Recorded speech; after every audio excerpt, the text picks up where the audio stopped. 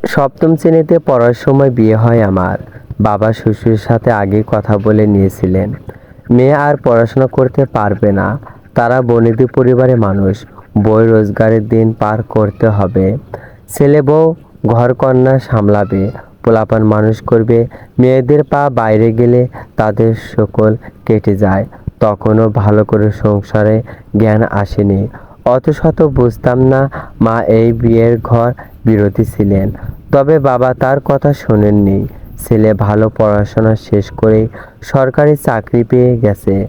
20 কাঠার ওপর বিশাল বাড়ি, বছরে চাল ঘরে তোলা থাকে। এমন সুযোগ কেউ হাতছাড়া করে নাকি? বিয়ের দিন সকালেও বউ নিয়ে বসেছিল। মা এসে বই কেড়ে নিয়ে নিতে বললেন, এখন থেকে সব চিন্তা মাথায় আনবি না, মন দিয়ে সংসার করবি। ও বাড়ি থেকে যেন কোনো নালিশ না শুনি। পরক্ষণেই মা সুর বদলে ফেললেন, অসম্ভব কোমল গলায় বললেন, মেয়েদের বেশি পড়াশোনা ভালো না মা, ঘর সংসার আসল। আমরা তোর ভালো চাই। কিছু বলিনি, ভয়ে নিজেকে নিজের মধ্যে গুটিয়ে নিয়েছি। বিয়ের আলোকসজ্জা, লোকের সমাগম, কোনো কিছুই আমার ভয় কাটাতে পারেনি। এখনো মনে পড়ে সে রাতে খুব বৃষ্টি পড়ছিল, চারিদিকে ভিজে গন্ধ, কাদামাটি, বাচ্চাদের চিৎকার, সব কিছু মিলে খারাপ অবস্থা। দাদি শাশুড়ি বললেন, বউয়ের কপাল ভালো, শুভ কাজে বৃষ্টি হওয়ার রহমতের লক্ষণ। মানিক খুব সৌভাগ্যবান।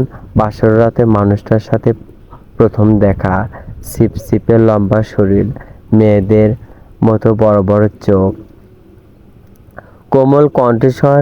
কাকা ভেজা হয়ে ঘরে ঢুকেছেন, আমার দিকে তাকিয়ে লজ্জায় পড়ে গেলেন। বিব্রত গলায় বললেন, কয়েকজন বন্ধু এসেছিল, ওদের আবার ফেরত যেতে হবে, এগিয়ে দিয়ে এই অবস্থা হয়েছে।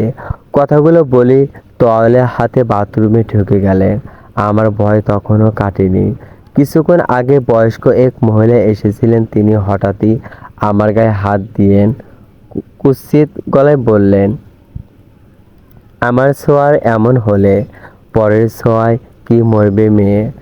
তবে আর যাই করো না কেন, স্বামীকে বাধা দেব না। চিৎকার করবে না? অবাক হয়ে প্রশ্ন করলাম, তিনি কি আমায় মারবেন? জবাবে কিছু কিছু বলেননি, দাঁত চিবিয়ে হেসেছেন। হাসি দেখে রাগে শরীর জ্বলে যাচ্ছিল।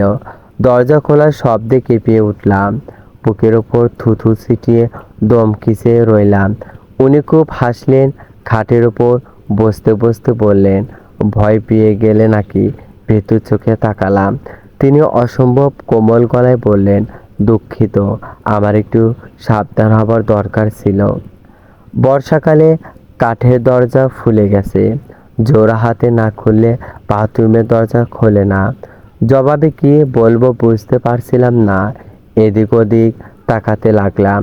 সবাই ওনার পায়ে হাত দিয়ে সালাম করতে বলেছিল, তবে আমার ভীষণ লজ্জা করছে। মানিক সাহেব সরু চোখে তাকালেন, সহজ গলায় বললেন, শাড়ি গহনা পরে থাকতে অসুবিধা হচ্ছে। অসুবিধা হলে কাপড় বদলে নাও, বাথরুমে গিয়ে উঁচু করে এসো। উঠলাম, তবে বহু কষ্টে। পা যেন সীসার মতো জমে আছে। ব্যাগ থেকে 3 পিস বের করে নিয়ে বাথরুমে ঢুকলাম। উনি উঠে বাতি জ্বালিয়ে দিয়ে আবারও বিছানায় বসে পড়লেন। কাপড় বদলে অজু করে নিলাম। ভয় খানিকটা কেটেছে, তবু পুরোপুরি না। বাইরে আসতে দেখি উনি পাঞ্জাবি পরে আছেন, জায়নামাজ বিছিয়ে রেখেছেন। আমায় দেখে কোমল গলায় বললেন, তুমি নামাজ পড়তে পারো? হ্যাঁ সূচক মাথা দোলালাম। উনি বললেন, এসো আমার পিছনে দাঁড়াও। দুজনে মিলে নামাজ শেষ করলাম। উনি খানিকটা সূরা কালাম পড়ে মাথায় ফু দিয়ে দিলেন, বাতি নিভিয়ে দিয়ে বললেন, অনেক রাত হয়েছে, ঘুমিয়ে পড়ো। রাত জাগলে শরীর খারাপ হবে। ঘুমিয়ে পড়ার আগ মুহূর্ত সব ভয় কেটে গেল। মনে হলো উনি খুব ভালো মানুষ। পরের দিন ঘুম ভাঙলো বেলায়, চারিদিকে আলো ফুটে গেছে। হাত মুখ ধুয়ে বিছানায় বসলাম। চারিদিকে তাকিয়ে কিছু একটা খুঁজতে লাগলাম। না, মানিক সাহেব ঘরে নেই। ছোট একটা নিঃশ্বাস ফেলে বাইরে চলে এলাম।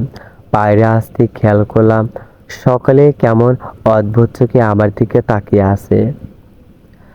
শাশুড়ি মা কড়া গলায় বললেন, এই মেয়ে, তুমি থ্রি পিস পরছো কেন?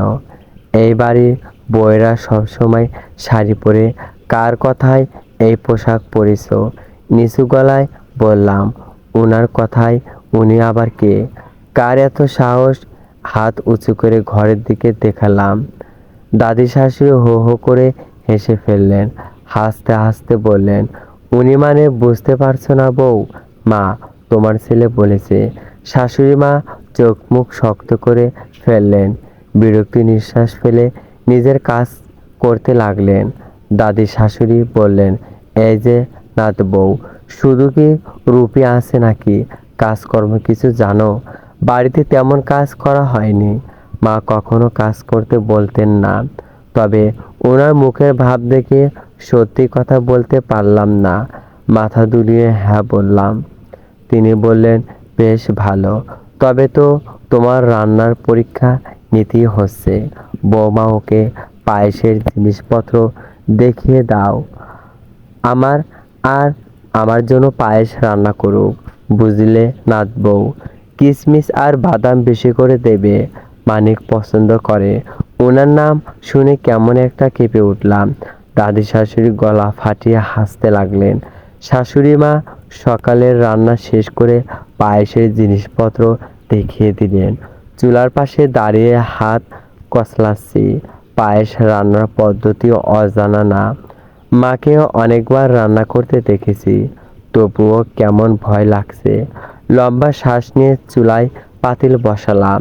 হঠাৎই এক ভদ্র মহিলা এসে বললেন, তুমি বসো, আমি রান্না করে দিচ্ছি। উনি যে বললেন আমাকে রান্না করতে হবে। মা বলেছে এবারে সবার কথা মেনে চলতে। মেনেই তো চলবেই, তবে এত ঘর, এত বড় হাঁড়ি উঁচু করতে গেলে যদি দুর্ঘটনা ঘটে, তখন বাচ্চাদের আগুনের পাশে আসতে নেই, তখন কি হয়? তার থেকে ভালো তুমি দরজা পাশে দাঁড়িয়ে পাহারা দাও, কেউ আসলে আমায় বলবে। অমত করলেও শেষ পর্যন্ত রাজি হলাম। উনি রান্না করে দিয়ে চলে গেলেন। সারাদিন বেশ ভালোই কাটলো। এ বাড়িতে আমার বয়সী দুজন মেয়ে আছে, ওদের সাথে বসে বসে গল্প করলাম।